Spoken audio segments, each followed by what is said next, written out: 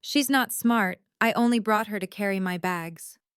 That's what my father said about me, in front of 8 Japanese executives. In a boardroom on the 47th floor of one of Tokyo's most powerful corporations. He said it in English, assuming no one would translate his cruelty.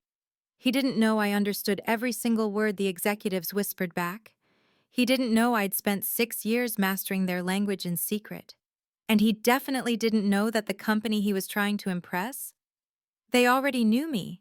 And they trusted me far more than they would ever trust him. I'm Megan Torres, 28 years old. And this is the story of how my father's biggest deal collapsed the moment I opened my mouth. If you're watching this, please subscribe and let me know where you are watching from. Let me take you back to where it all started. Growing up as Richard Torres's daughter meant growing up invisible. My father built Torres Import Solutions from nothing, a small electronics import company that eventually grew into a multi-million-dollar operation. He was proud of that.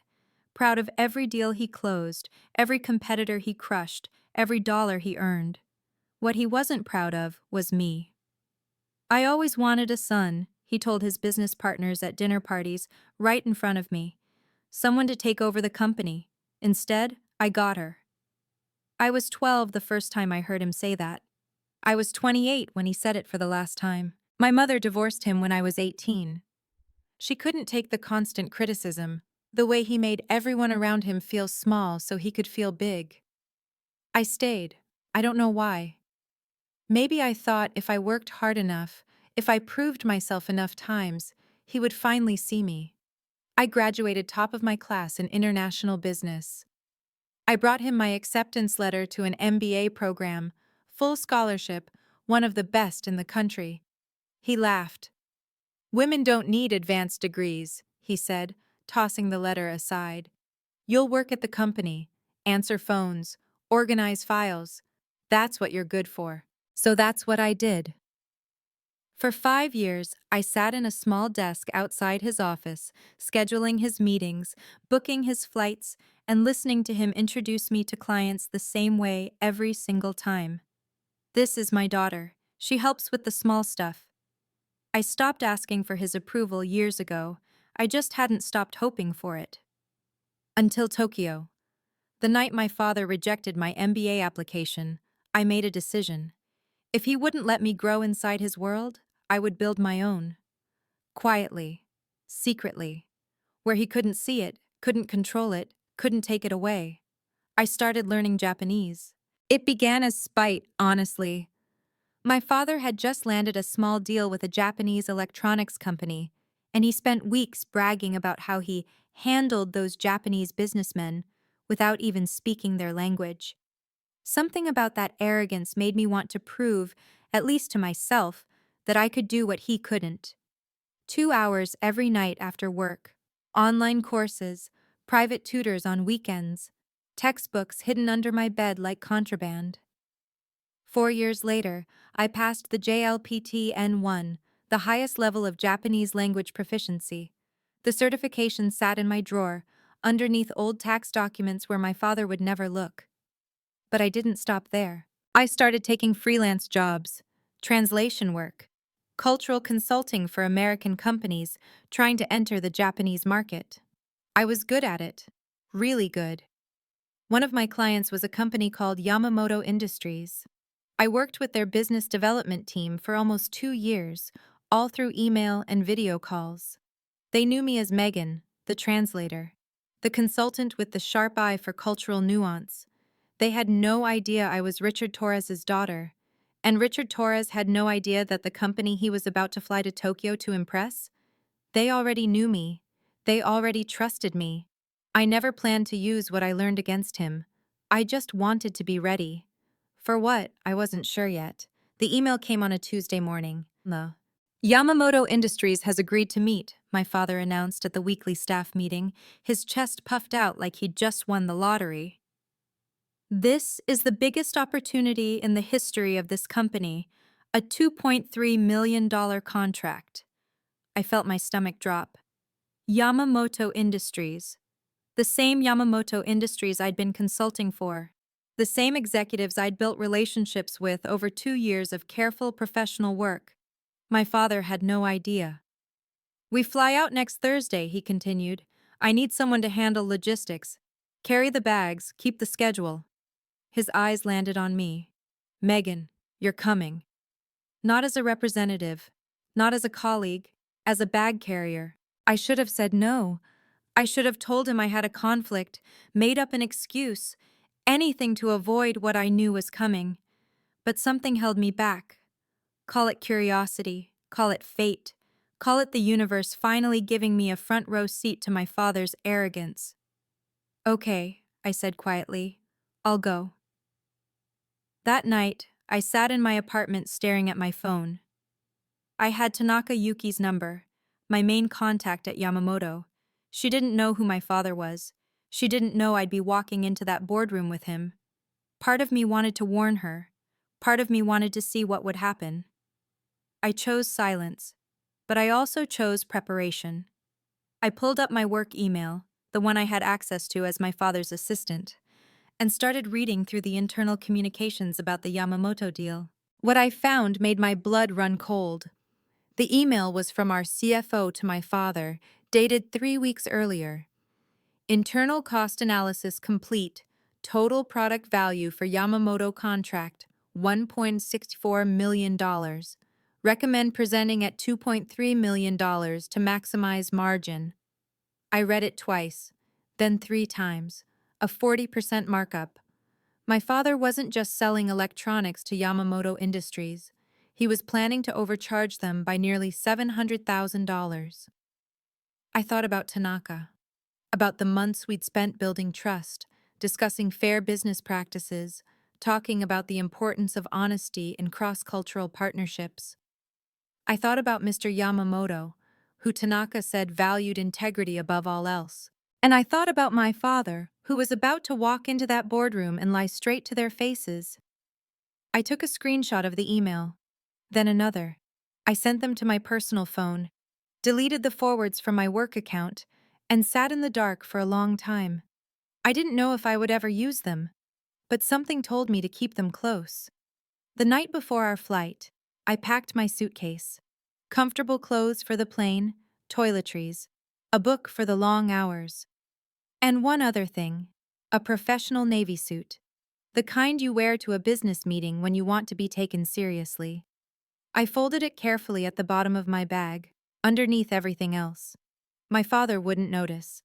He never noticed anything about me. I stared at my reflection in the bathroom mirror. 28 years old, invisible, underestimated, maybe not for much longer. I zipped my suitcase closed and went to bed. Tomorrow, everything would change. I just didn't know how much. My father flew business class. I flew economy. The company paid for both tickets, of course, but Richard Torres didn't see any reason to waste a comfortable seat on someone who was just there to carry bags. 14 hours. That's how long the flight from Los Angeles to Tokyo takes. 14 hours of cramped legroom, recycled air, and the quiet hum of engines while I reviewed my Japanese flashcards on my phone. Halfway through the flight, a flight attendant appeared at my row. Miss Torres, your father is requesting you in business class. I found him reclined in his lie-flat seat, an empty wine glass on his tray table.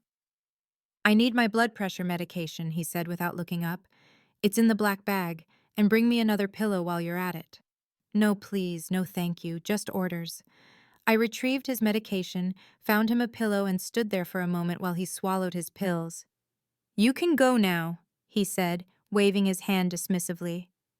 I walked back to economy, squeezed into my middle seat, and pulled out my phone. I had a text from my mother. Thinking of you, sweetheart. Remember what I always told you.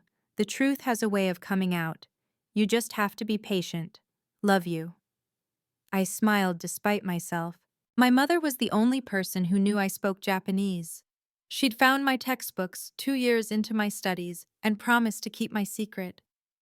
She understood why I needed something that was just mine, something my father couldn't touch. I looked out the window at the clouds below and thought about what was waiting for me in Tokyo. Patience, I reminded myself. Just a little longer. Tokyo hit me like a wave. The efficiency of Narita Airport, the pristine cleanliness of everything, the quiet politeness of strangers who bowed slightly as they passed. After 14 hours of my father's demands, the gentleness of Japan felt like stepping into another world. My father, predictably, complained about everything. "Why is the taxi so small?" he muttered as we loaded our luggage. "And why does everyone keep bowing? It's excessive." I bit my tongue and watched the city unfold through the window. Neon signs, ancient temples tucked between skyscrapers, the organized chaos of millions of people moving in perfect harmony. At the hotel, my father marched to the front desk while I handled the bags. 4 suitcases, 2 carry-ons, all his. "Torres, Richard Torres," he announced loudly. "I have a reservation." The front desk attendant smiled politely and began processing his check-in. I stood off to the side, waiting. That's when I noticed another attendant watching me. A young woman, maybe 25, with kind eyes. "Excuse me," she said softly in Japanese. "Do you need any assistance with the luggage?"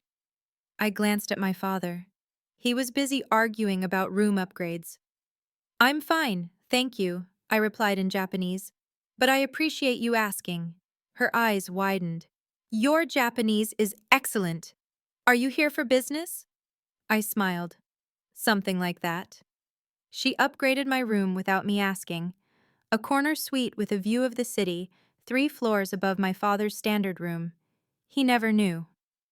That night, I received a message from Tanaka Yuki. "Mr. Yamamoto is very excited to meet the talented translator. He doesn't know you're Torres-san's daughter. This should be interesting." Interesting, I thought. That's one word for it. The night before the meeting, my father summoned me to his room. "Sit," he said, gesturing to a chair in the corner. "I need to run through the presentation."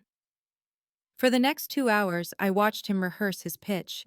He paced back and forth, practicing his hand gestures, adjusting his tone for maximum impact, and I listened to every lie he planned to tell.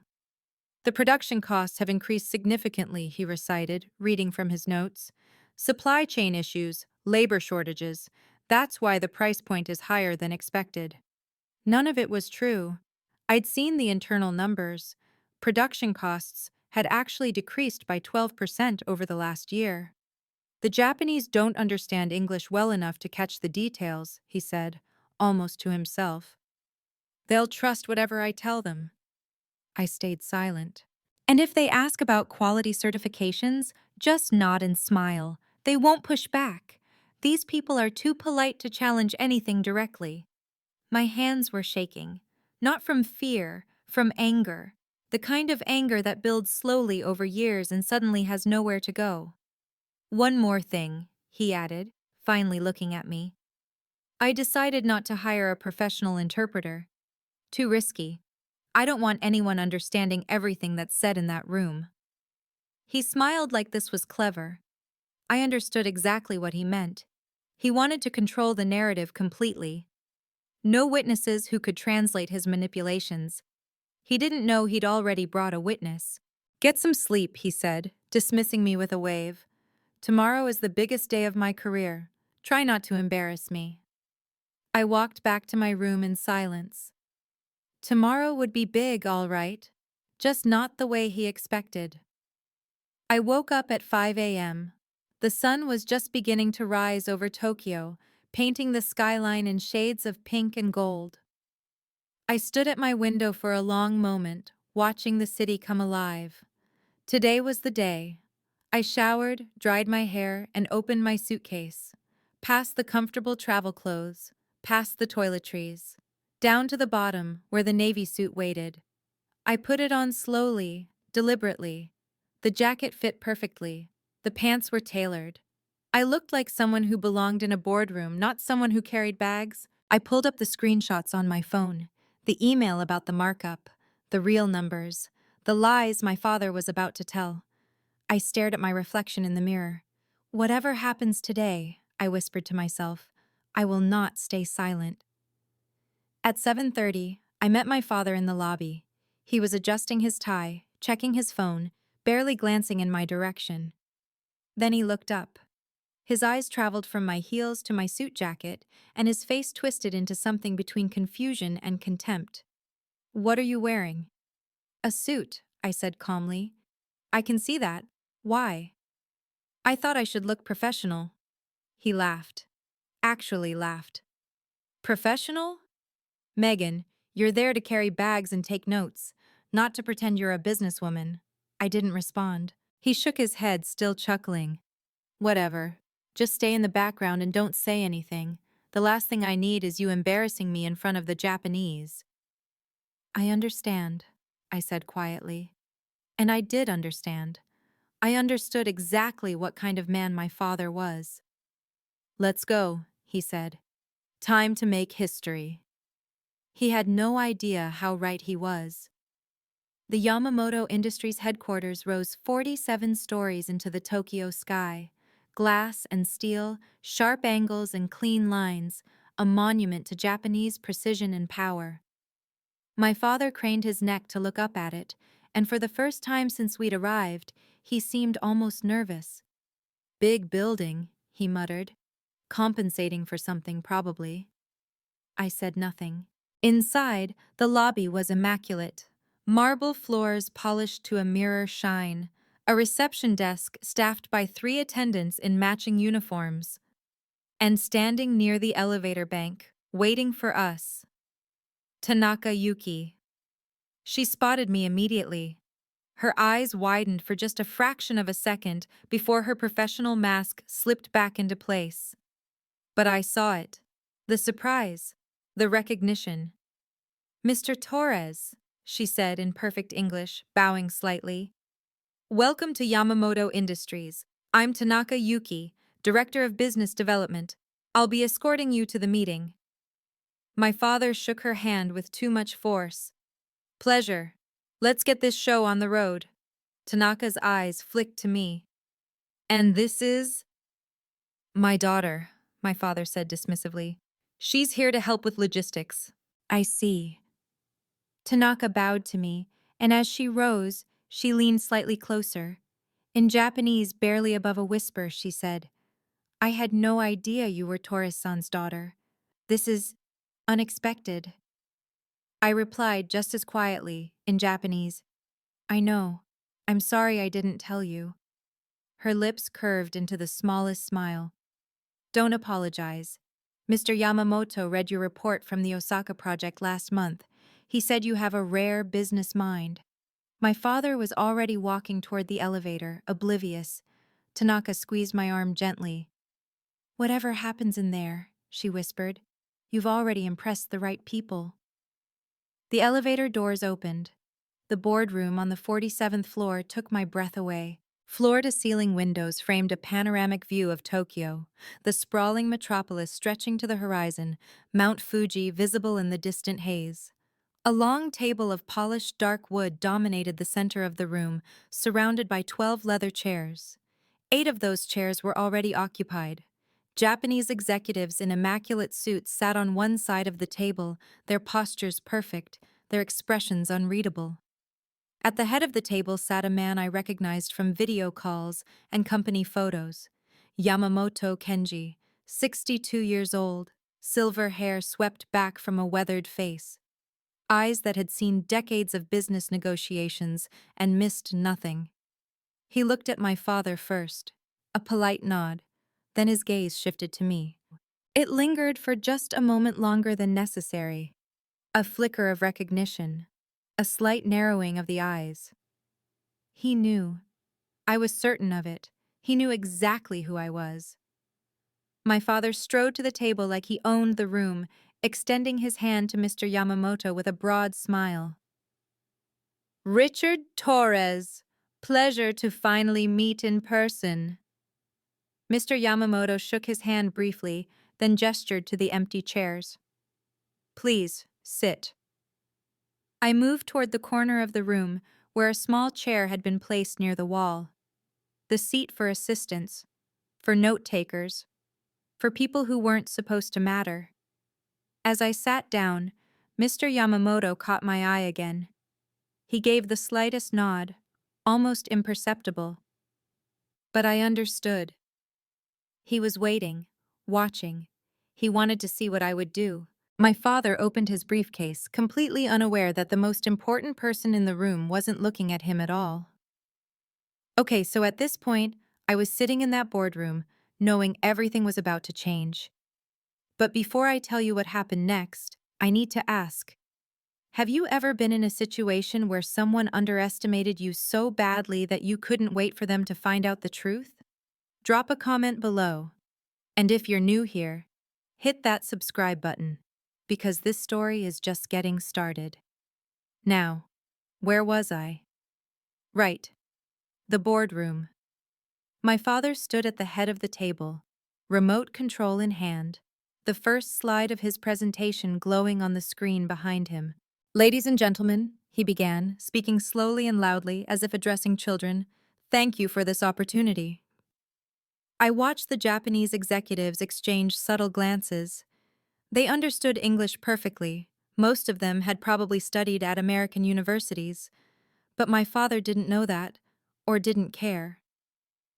As you may or may not understand, he continued, emphasizing each word, Torres Import Solutions offers the highest quality electronics at competitive prices. May or may not understand. I wanted to sink into my chair. He clicked to the next slide.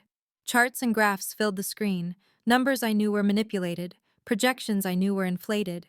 Due to recent supply chain challenges, he said, his voice dripping with false concern, production costs have increased significantly. I'm sure you're aware of the global situation. The executives nodded politely. Their faces revealed nothing.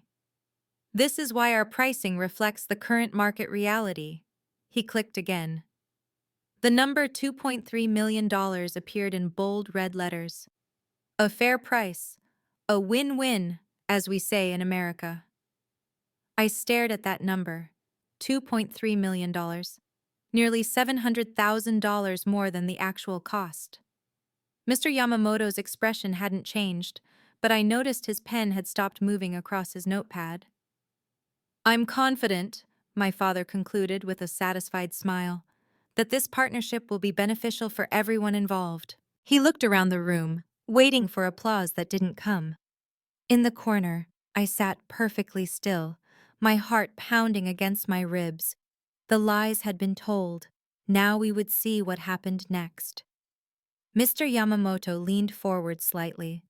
Mr. Torres, he said, his English careful and precise, before we continue, I'm curious about the young woman in the corner. My father glanced at me like he'd forgotten I existed. Oh, that's just my daughter. Your daughter? Mr. Yamamoto's eyebrows rose. She works for your company? In a manner of speaking. My father chuckled, the sound grating in the quiet room. She handles small tasks, scheduling, filing, that sort of thing. I see. To be honest with you, my father leaned in conspiratorially, lowering his voice as if sharing a secret. She's not very smart, I'm afraid.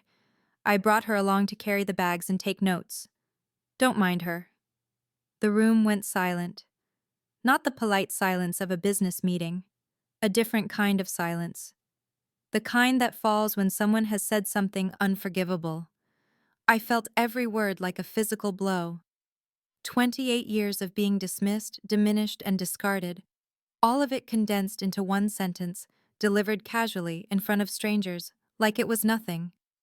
She's not very smart. Don't mind her. I looked at the executives across the table. Their faces had shifted almost imperceptibly. A tightening of jaws, a cooling of eyes. In Japanese business culture, publicly disrespecting a family member was more than rude. It was a revelation of character. Tanaka was writing something in her notebook, her pen moving quickly across the page, recording everything. Mr. Yamamoto's gaze moved from my father to me. His expression was unreadable, but something flickered in his eyes. Pity? No. Recognition. He saw me, really saw me. And then he spoke, in Japanese, directly to me. Is your father always this rude? The question hung in the air, soft and precise. Mr. Yamamoto's voice was calm, almost gentle, as if he were asking about the weather. My father heard the Japanese words but understood none of them. He smiled blankly, assuming it was some kind of pleasantry. Yes, yes, he said, nodding enthusiastically. Very good. Shall we continue with the presentation? But Mr. Yamamoto wasn't looking at him anymore. His eyes were fixed on me, waiting. The other executives had stopped writing, stopped moving.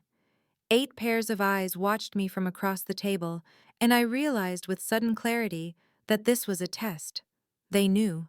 Maybe not everything, maybe not about the markup or the lies, but they knew something was wrong. They had sensed it in the way my father spoke about me, in the casual cruelty of his words. And now they were giving me a choice. Stay silent. Play the role of the invisible daughter. Let my father's lies stand unchallenged. Or speak. I thought about the last 28 years. Every dismissal, every insult. Every time I'd swallowed my words and smiled through the pain because that's what good daughters do. I thought about my mother's voice on the phone. The truth has a way of coming out.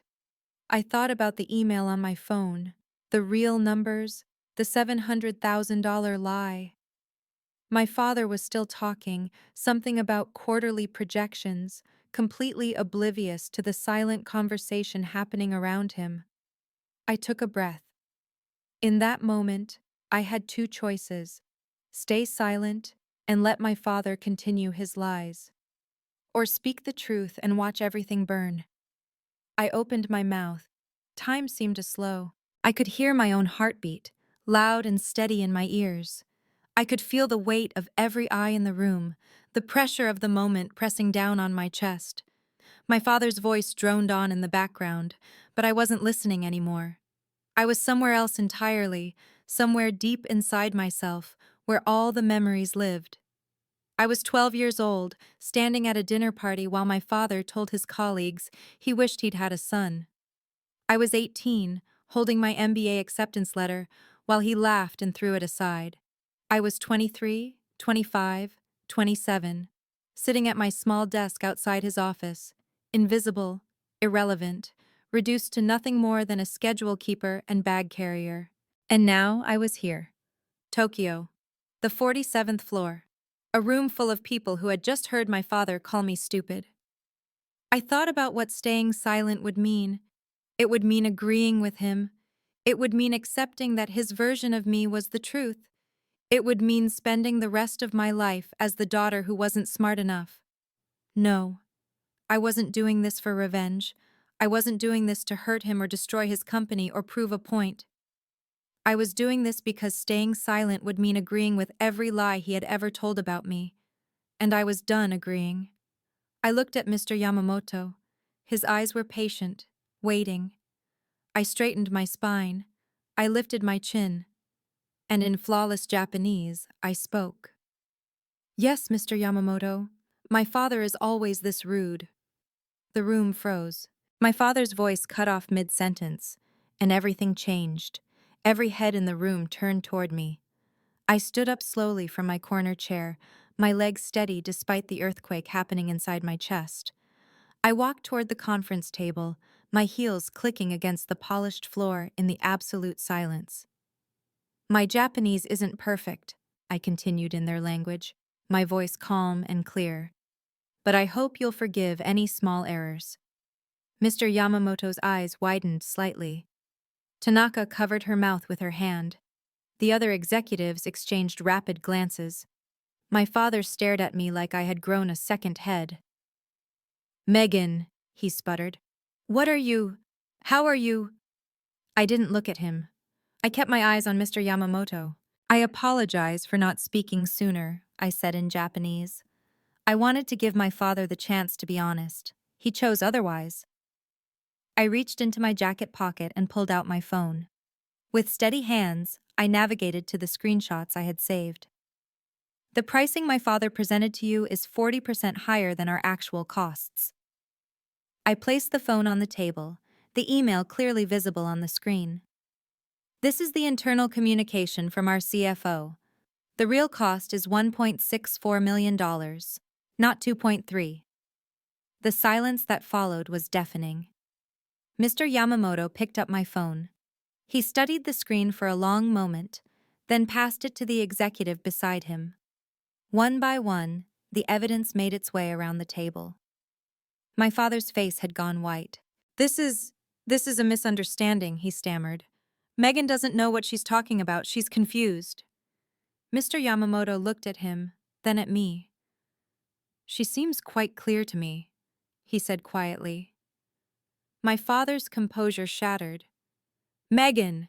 He slammed his palm on the table, making several executives flinch. What do you think you're doing? This is my meeting, my deal. I remained standing, my hands clasped in front of me. I'm telling the truth, Dad. Something you should have done from the beginning. The truth? His face flushed crimson. You don't know anything about business. You're just a bag carrier? I finished for him. Someone who's not very smart? He opened his mouth, then closed it. For the first time in my life, I watched my father realize he had no words. Tanaka stood up from her seat. If I may, Mr. Yamamoto. The chairman nodded. I've worked with Megan Torres for nearly 2 years, Tanaka said, her voice steady. Translation projects, cultural consulting, market analysis. She is one of the most capable professionals I've encountered. She paused. I had no idea she was Richard Torres's daughter until today. The executives murmured among themselves in Japanese. I caught fragments. 2 years? The Osaka report? She wrote that analysis? My father looked around the room wildly, searching for an ally, finding none. This is ridiculous, he tried again, his voice cracking. She's my daughter. She works for me. She has no authority to… Mr. Torres. Mr. Yamamoto's voice cut through the chaos like a blade. I have heard enough. The room went silent. Mr. Yamamoto rose from his chair slowly, deliberately. He was not a tall man, but in that moment, he seemed to fill the entire room. Please, he said, gesturing to the door. Let us take a short recess. I need to discuss this situation with my team. It wasn't a request. The recess lasted exactly 12 minutes. 12 minutes of my father pacing the hallway, muttering under his breath, shooting me looks that could kill. 12 minutes of me standing by the window, watching the Tokyo skyline, feeling strangely calm. When the door opened again, only Mr. Yamamoto emerged. Mr. Torres, he said, please come back inside, both of you. The boardroom felt different now. The executives sat straighter, their expressions harder. Something had been decided. Mr. Yamamoto remained standing at the head of the table. He held my phone in one hand, the email still visible on the screen. We have reviewed the documentation, he said. His English was deliberate now, each word chosen with care. We have compared it to the proposal you presented. My father tried to smile. I'm sure there's been some kind of mistake. The mistake, Mr. Torres, was yours. The words landed like stones. You came into our home, Mr. Yamamoto continued, and you lied to our faces. You inflated your prices by 40%. You insulted your own daughter in front of my colleagues. He paused. In Japan, we have a saying, the reputation of 1,000 years may be determined by the conduct of 1 hour. He set my phone down on the table. Your hour is over, Mr. Torres. My father's jaw dropped. You can't be serious. This is a $2.3 million contract. It was, Mr. Yamamoto said simply. It is no longer. Yamamoto Industries cannot do business with someone who lies to our face and disrespects his own family. He turned to me and bowed slightly. Miss Torres, thank you for your honesty. It is refreshing. The contract was dead, and my father knew it. What happened next will stay with me forever. One by one, the Japanese executives rose from their seats. They gathered their papers, closed their notebooks, and prepared to leave. But before they walked out, each of them stopped. In front of me, the first executive, a silver-haired man who hadn't spoken during the entire meeting, bowed deeply. Thank you, Torres-san, he said in Japanese. Your integrity honors us. The second did the same. Then the third. Then all of them. 8 executives, bowing to me. Not to my father. To me. My father stood frozen by the window, watching this procession of respect flow toward the daughter he had dismissed as worthless. His face was gray. His hands trembled at his sides. Tanaka was the last to approach. She pressed a business card into my palm. "When you're ready," she said quietly in Japanese, "we would like to discuss a formal position." Mr. Yamamoto was very impressed. I bowed in return. "Thank you, Tanaka-san, for everything." She smiled. "You did this yourself. I just watched." As the room emptied, Mr. Yamamoto lingered by the door. He caught my eye and gestured for me to approach. "Your father does not deserve you," he said, low enough that only I could hear. "I read your Osaka report. Your analysis was exceptional." He paused. "I hope we will speak again soon, under better circumstances." "I would like that," I said. He nodded once, then walked out. The door closed behind him with a soft click. And then it was just me and my father, alone in the boardroom where his empire had just crumbled. Neither of us spoke.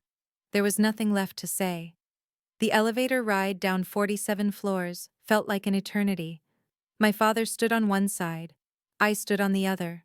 Between us, a chasm that had always existed but was now impossible to ignore. He broke first.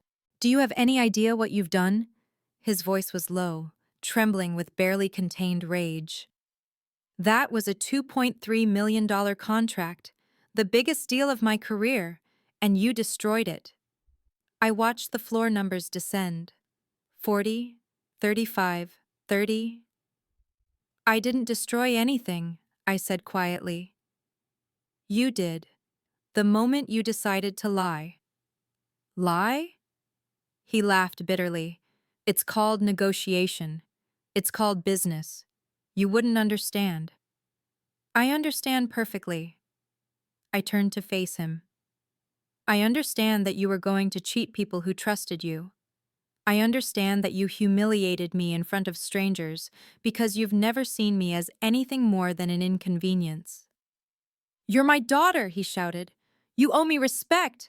Respect? The word tasted bitter in my mouth. "You called me stupid in front of 8 executives. You told them I was only there to carry bags. That's not how you treat someone you respect." The elevator dinged. 20 floors. 15.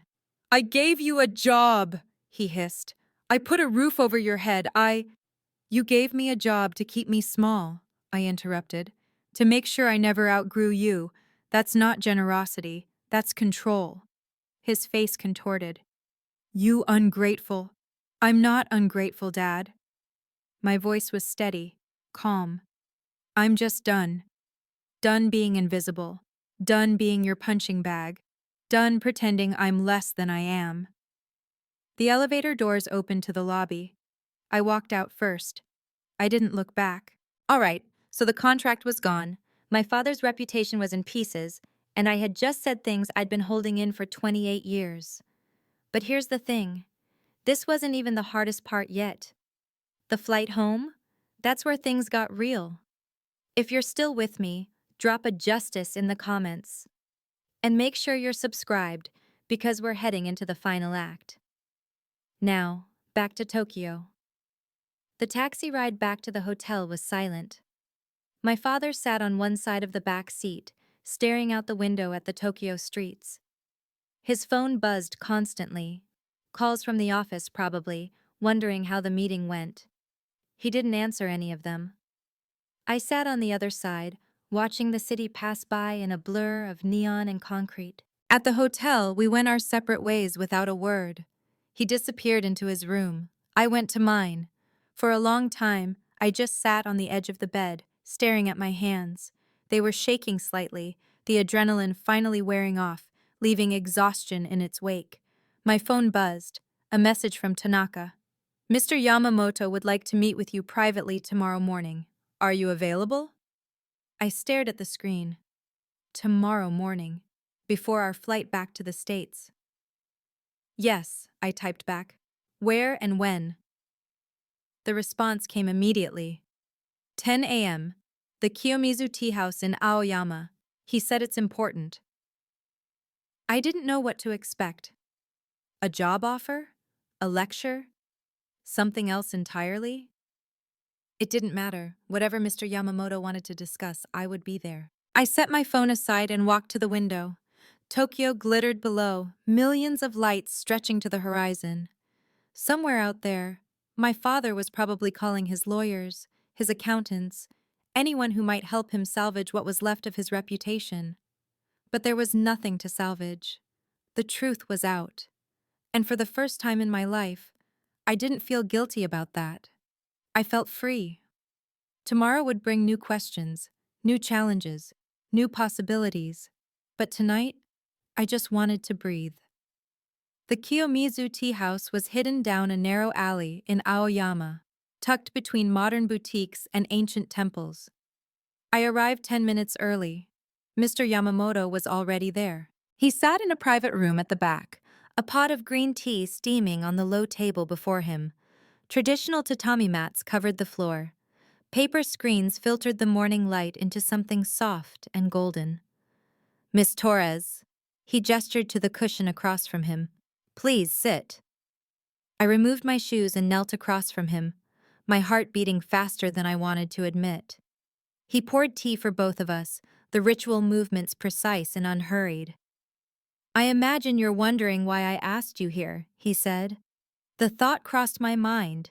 He smiled slightly. I'll be direct.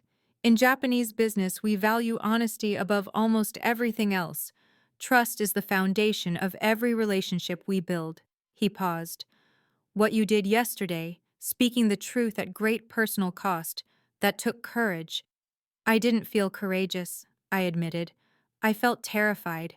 Courage is not the absence of fear, it's acting despite it. He set down his teacup. Yamamoto Industries needs people like you, Miss Torres.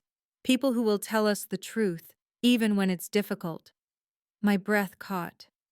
I would like to offer you a position, he continued. U.S. Liaison Representative. You would be our primary contact for American partnerships, responsible for cultural consulting and relationship management. I stared at him. Mr. Yamamoto, I don't know what to say. Say you'll consider it. He named a salary that was 3 times what I currently earned. Your father saw you as a bag carrier. I see you as someone who could build bridges between our countries. The choice, he said, was mine. I sat with his offer for a long moment. The tea house was quiet around us, the only sound the distant murmur of the city outside. Through the paper screens, I could see the shadow of a cherry tree swaying in the breeze. This was it. The door I had been waiting for my entire life, a chance to step out of my father's shadow and into my own light. Can I ask you something? I said finally. Of course. How did you know? About me, I mean, before yesterday. Before, Mr. Yamamoto smiled. Tanaka has been telling me about the talented American translator for 2 years. When I read your Osaka report, I knew she wasn't exaggerating. He paused. I didn't know you were Richard Torres's daughter. But when I saw you in that boardroom, sitting in the corner like a servant, I suspected there was more to the story. So you tested me. I gave you an opportunity, he corrected gently. You chose what to do with it. I thought about my mother's words. Don't ever let anyone define your worth. I thought about the last 28 years, the dismissals, the insults, the constant feeling of being invisible, and I thought about the future, a future where I wasn't defined by my father's opinion of me. I accept, I said. Mr. Yamamoto's smile widened. He extended his hand across the table, a Western gesture, I realized, offered in respect for my culture. I shook it. Welcome to Yamamoto Industries, Miss Torres. As I walked out of the tea house into the Tokyo morning, I felt something I hadn't felt in years. Hope. Real, genuine hope. My father's world was crumbling, but mine was just beginning. The flight home was 14 hours of tension. This time, I sat in business class. Mr. Yamamoto had insisted on upgrading my ticket as a welcome gift. My father, who had booked his own seat weeks ago, sat 3 rows behind me. I could feel his eyes on the back of my head for the first 6 hours. Somewhere over the Pacific, I heard footsteps approaching. The seat beside me was empty. My father lowered himself into it without asking permission. He looked terrible. Gray skin, bloodshot eyes. The confident CEO who had strutted into Yamamoto Industries 2 days ago was gone, replaced by a man who looked like he had aged a decade overnight. For a long moment, neither of us spoke. Then he broke the silence. "The company is in trouble." I didn't respond. "That contract," his voice cracked. "That contract was supposed to save us. We've been bleeding money for 2 years. I thought if I could just close this deal, everything would be okay." I turned to look at him. "So you decided to lie, to cheat people who trusted you." I was desperate. "That's not an excuse." He closed his eyes. His hands were trembling in his lap. "You're right," he whispered. "It's not." And then something happened that I never expected. My father started to cry. Not loud, dramatic sobs, just quiet tears rolling down his weathered cheeks, his shoulders shaking with the effort of holding himself together. I had seen my father angry. I had seen him dismissive, cruel, arrogant. But I had never, not once in 28 years, seen him cry. I didn't know what to feel, so I just sat there, watching the man who had made me feel small finally face how small he had become. The tears didn't last long. My father was not a man who allowed himself to be vulnerable. After a few minutes, he wiped his face roughly with the back of his hand and straightened in his seat. "I built that company from nothing," he said, his voice hoarse. 30 years, everything I have. And now—" He couldn't finish. I watched him struggle with emotions he had probably never allowed himself to feel. Part of me, a small, stubborn part, felt something like pity. But pity wasn't the same as forgiveness. "You didn't lose the company because of me," I said quietly. "You lost that contract because you lied, because you treated people, including me, like they didn't matter." "I know." The words seemed to cost him something. "I know I haven't been a good father." "No, you haven't." He flinched like I had slapped him, but I wasn't going to soften the truth. Not anymore. "You called me stupid in front of strangers," I continued. "You told them I was only good for carrying bags.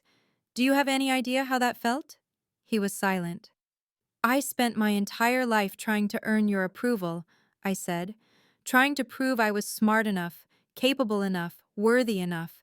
And no matter what I did, it was never enough for you." "Megan, I'm not finished."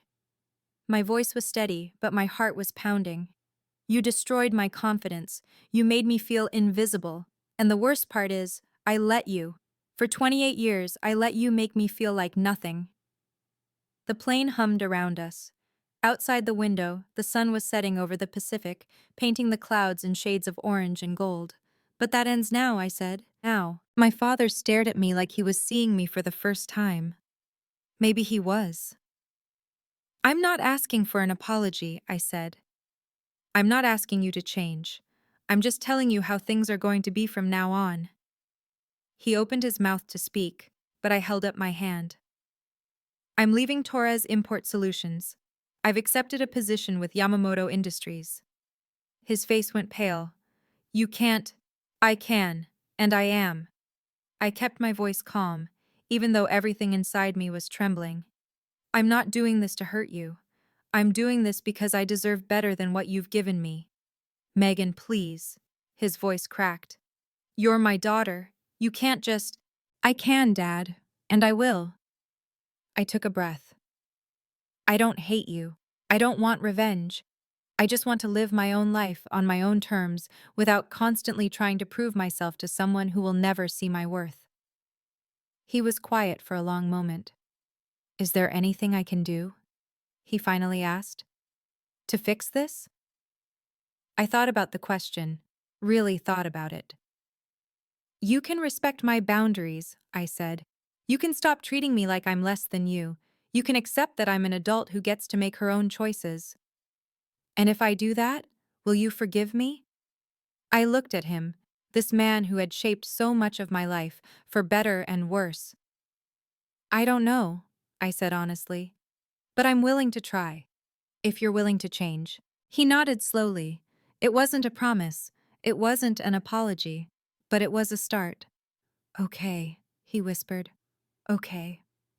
My father returned to his seat without another word. I watched him go, this man who had loomed so large in my life for so long. He looked smaller now, older, like the weight of everything that had happened was finally pressing down on him.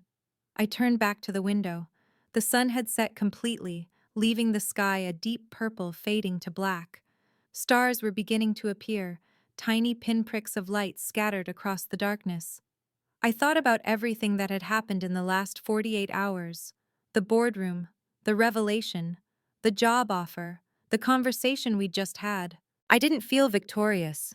There was no triumph in watching my father break down, no satisfaction in seeing his empire crumble.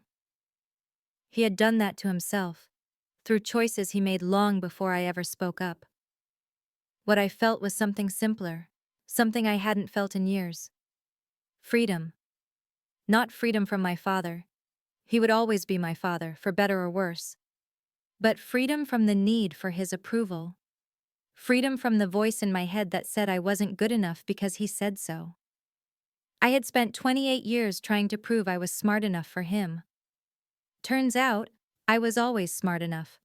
I just needed to prove it to myself. The flight attendant came by with a blanket. I accepted it gratefully, wrapping it around my shoulders as the cabin lights dimmed. Somewhere behind me, my father was probably staring at the ceiling, wondering how everything had gone so wrong. But that wasn't my burden to carry anymore. I closed my eyes and let myself drift. Tomorrow, a new life would begin. Tonight, I just wanted to rest. LAX was chaos, as always. Crowds of travelers rushing in every direction. Announcements blaring overhead. The particular exhaustion that comes from 14 hours in the air. My father and I collected our luggage in silence. When we reached the arrivals hall, he paused. "I'm going to the office," he said. His voice was flat, defeated. "There's a lot of damage control to do." I nodded. "Good luck." He looked at me for a long moment, like he wanted to say something more. But whatever it was, he couldn't find the words. He just turned and walked away, disappearing into the crowd. I watched him go. Then I pulled out my phone and called my mother. She answered on the second ring. "Megan? How was Tokyo?" I laughed. A real laugh. The first one in days. "Mom, you're not going to believe what happened." I told her everything.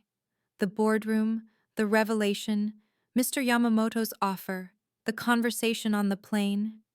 She listened without interrupting, and when I finished, I heard her take a shaky breath. "I'm so proud of you," she said, "so incredibly proud." I was terrified, Mom, the whole time. "Of course you were, but you did it anyway. That's what courage is." I smiled, blinking back tears. "You always believed in me, even when I didn't believe in myself." "That's what mothers do," she paused. "You know, I've known about the Japanese lessons since year 2. I found your textbooks." I laughed again. "I know, you're terrible at pretending you don't know things. I was waiting for you to be ready to tell me yourself."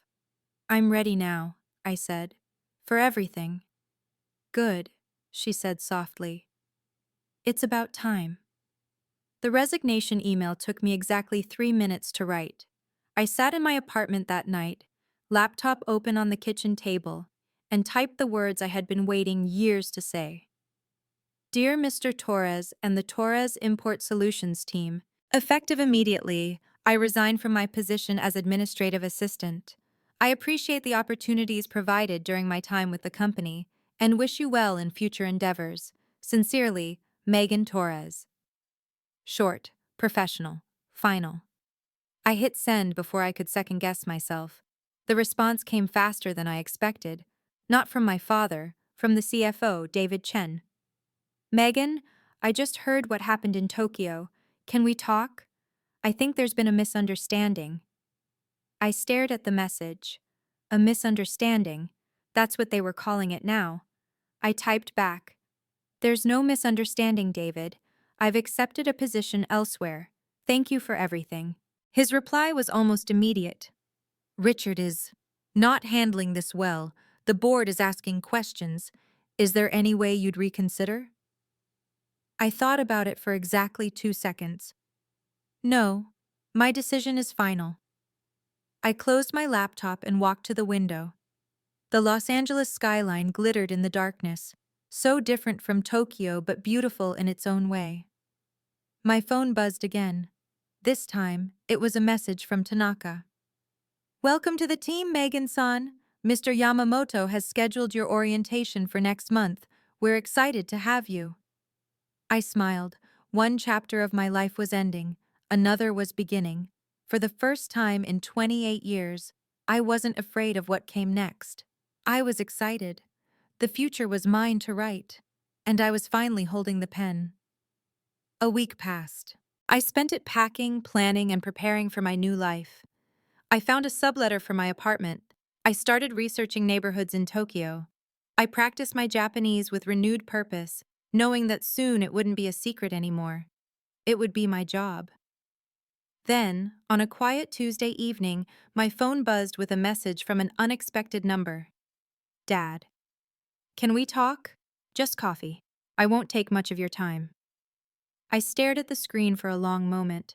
Part of me wanted to ignore it, to let him sit with the silence, the way he had let me sit with his dismissals for so many years. But another part of me, the part that still remembered birthday parties and bedtime stories, and the rare moments when he had been something like a real father, that part couldn't quite let go. I typed back, 1 hour, public place, my terms. His response was immediate. Whatever you want, just name the time and place. We met at a coffee shop near my apartment. Neutral territory, lots of witnesses. He was already there when I arrived, sitting at a corner table with an untouched cup of coffee in front of him. He looked older than he had on the plane. Grayer, more tired. Thank you for coming, he said as I sat down. I almost didn't. He nodded, accepting that. I know I don't deserve this. I know I don't deserve anything from you. You're right. You don't. I kept my voice even. So why am I here? He took a breath. Because I want to try. To be better. To understand what I did wrong. I studied his face, looking for the manipulation, the angle. I didn't find it. We sat across from each other, two strangers who shared blood but little else. The company is being restructured, my father said quietly. The board asked me to step down as CEO. I'm staying on as an advisor, but... He shrugged. It's not the same. I didn't feel satisfaction at this news. I didn't feel anything really. It was just information. I'm sorry, I said. And I meant it, in a way. Not sorry for what I had done, but sorry that it had come to this. Don't be. He wrapped his hands around his coffee cup. I did this to myself. You just showed everyone what I really was. We sat in silence for a moment. I've been thinking, he said slowly, about what you said on the plane, about how I made you feel invisible, how I never saw your worth. And you were right. The words seemed to cost him something. I was so focused on what I wanted, a son, an heir, someone to carry on my legacy, that I couldn't see what I had, a daughter who was smarter than me, more capable than me, better than me in every way that matters. I felt tears prick at my eyes, but I blinked them back. I'm not asking for forgiveness, he continued. I know I haven't earned that. I'm just asking for a chance to do better, to be the father I should have been. I looked at him, really looked at him, this broken man who had broken me. I don't know if I can forgive you, I said honestly. But I'm willing to try, if you're willing to change. I am, he said. I promise I am. It wasn't reconciliation, it wasn't even close. But it was something. 3 months later, I was living in Tokyo. My apartment was small by American standards but perfect by Japanese ones. A cozy one-bedroom in Shibuya with a tiny balcony overlooking a quiet street. I had a kotatsu table, a collection of houseplants, and a view of the sunset that took my breath away every single evening. The job was everything Mr. Yamamoto had promised and more. I traveled between Tokyo and Los Angeles, building bridges between American companies and Japanese partners. I translated documents, facilitated meetings, and helped navigate the cultural complexities that had tripped up so many Western businesses before. And I was good at it. Really good. Megan-san, Tanaka said one afternoon, sliding into the chair across from my desk. Mr. Yamamoto asked me to give you this. She handed me an envelope. Inside was a handwritten note on Yamamoto Industries' letterhead. Miss Torres, your work on the Henderson account exceeded all expectations. You are exactly what this company needed. With gratitude, Yamamoto Kenji. Below the note was a bonus check that made my eyes water. He also said, Tanaka added with a smile, that you were the best decision we made this year. I thought about where I had been 12 months ago, sitting at a tiny desk outside my father's office, invisible, underestimated, carrying bags and scheduling meetings for a man who thought I was worthless. Now I was here, respected, valued, seen. I emailed my mother that night. I got a bonus today. Mr. Yamamoto said I was the best decision they made all year. Her response came within minutes. Of course you were. I've been telling you that for 28 years. I laughed out loud in my empty apartment. She wasn't wrong. Sometimes late at night, I stood on my balcony and watched the Tokyo skyline glitter. It was during those quiet moments that I thought about everything that had led me here. The years of silence, the secret lessons, the boardroom on the 47th floor where my life had changed forever. I thought about my father, too. We talked occasionally now, short phone calls mostly. He was learning, slowly, how to be something other than the man he had been. The company had survived, barely, and he was working as a consultant now, helping other businesses avoid the mistakes he had made. He still didn't fully understand me. I wasn't sure he ever would, but he was trying. And for now, that was enough. I thought about my mother, who had believed in me when no one else did. About Tanaka, who had seen my potential before I saw it myself. About Mr. Yamamoto, who had given me a chance when I needed it most. And I thought about the girl I used to be.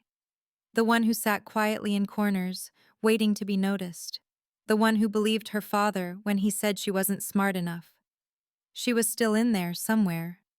But she wasn't alone anymore. I had spent 28 years trying to prove I was worthy of my father's approval.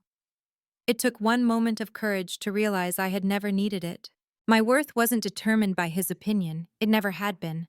I was smart, capable, and valuable. Not because someone else said so, but because I knew it was true. The truth has a way of coming out, my mother always said. She was right. And sometimes, the truth sets you free. It was a Saturday morning when my phone buzzed with a message from my mother.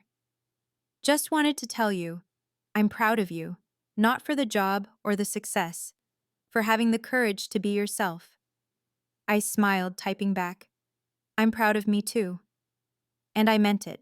I walked to my favorite cafe that morning, a little place near Yoyogi Park where the owner knew my order by heart. I sat by the window with my coffee and watched the world go by, families with children, couples holding hands, business people rushing to weekend meetings. A year ago, I would have felt invisible among them. Just another face in the crowd. Now I knew better. Invisibility had never been my curse. It had been my choice, a choice I made every time I stayed silent, every time I accepted less than I deserved, every time I let someone else's opinion define my worth. I wasn't invisible anymore, and I never would be again. My phone buzzed again. This time it was from Tanaka. Dinner tonight? Mr. Yamamoto wants to discuss a new project. He specifically requested you. I smiled and typed back, I'll be there. I finished my coffee and stepped out into the Tokyo sunshine. The city hummed around me, alive with possibility. I thought about that boardroom on the 47th floor. The moment I chose to speak. The moment everything changed. It hadn't been about revenge. It hadn't been about proving my father wrong. It had been about proving myself right. If you're still watching, remember this. Your value doesn't decrease based on someone's inability to see your worth. Don't wait 28 years to learn that lesson. So tell me, have you ever had to stand up for yourself? What happened? Drop your story in the comments below. So that's my story. The day I stopped being invisible and started being myself. I want to know, have you ever had to stand up to someone who underestimated you? What happened? Drop your story in the comments below.